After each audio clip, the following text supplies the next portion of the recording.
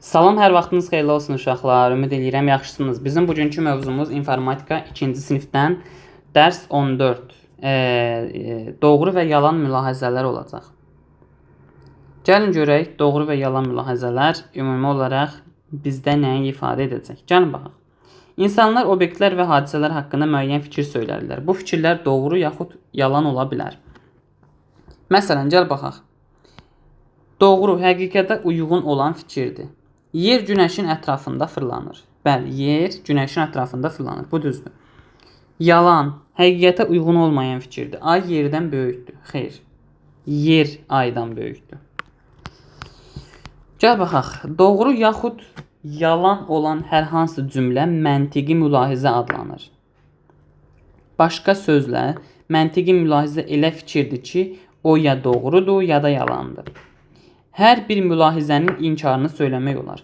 Doğru mülahizənin inkarı yalan, yalan mülahizənin isə inkarı doğrudur. Məsələn, qız burada deyir ki, dəvə quşu uça bilir. Amma dəvə quşu yeganə quşlardan biridir ki, uça bilmir.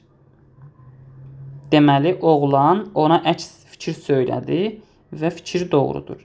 Qızın dediyi isə nədir? Yalandır. Belə. Növbəti hissə. Bəzən fikri inkar etmək üçün deyil sözündən istifadə edilir. Gəlin baxaq. Winnie Pooh ayıdır. Winnie Pooh ayıdır. Winnie Pooh dovşan deyil. Çünki ayıdır, dovşan deyil. İkisi də doğrudur. Amma yalan mülahizəyə baxaq. Winnie Pooh ayı deyil. Amma halbuki Pooh ayıdır. Winnie Pooh dovşandır, yəni Pooh dovşandır. Bu isə hər ikisi yalandır. Gəlin tapşırıqlara baxaq uşaqlar. Şəklə baxıb yalan fikirləri tapın. Kvadrat 2 hissəyə bölünüb. Xeyr, kvadrat 2 hissəyə bölünməyib.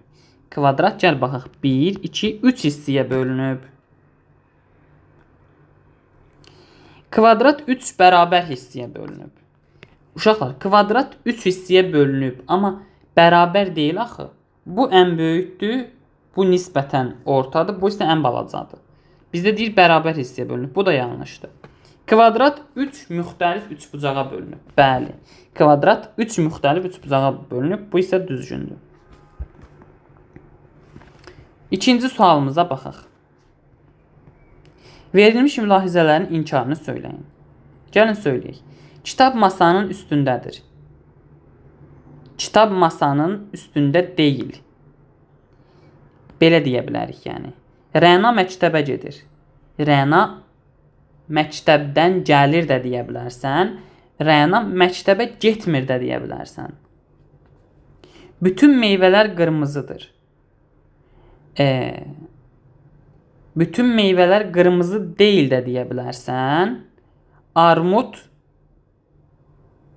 qırmızı deyil də deyə bilərsən. Məsələn, belə. Quşların hamısı uça bilir. Quşların hamısı uça bilmir və yaxud dəvə quşu quş olsa da uça bilmir deyə bilərsən, belə. Yəni, qabağına çıxaq işarəsi qoydum ki, yəni bunları izah elədim. Yəni, belə plus da qoya bilərəm, mənim üçün fərqi yoxdur. Yəni, əsas odur, izah elədim də uşaqlar. Yadınızda qaldı. Belə. Üçüncü və sonuncu sual. Aydın, Ramiz və Nigar. Onlar üçün sarı, göy və yaşıl rəngdə təzə köynək aldılar. Aydanın köynəyi nə göy? Gəl baxaq. Bura adını çəkək də uşaqlar.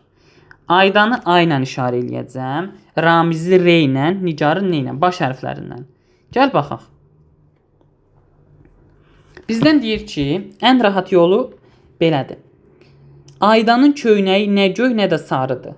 Deməli, Aydının köynəyi. Sarı da deyil, göy də deyil. Onda nə olacaq Aydının köynəyi? Yaşıl. Deməli, Aydının köynəyi oldu yaşıl. Qabağının altına A yazdım. Ramizin köynəyi sarı deyil. Geriyə 2 köynəyimiz qalıb. Ramizin köynəyi sarı deyilsə, Ramizin köynəyi nədir? Göydür. Geriyə bir köynək qalır sarı rəng. Deməli, bu da Nigarındır. Başa düşdünüz uşaqlar? Belə.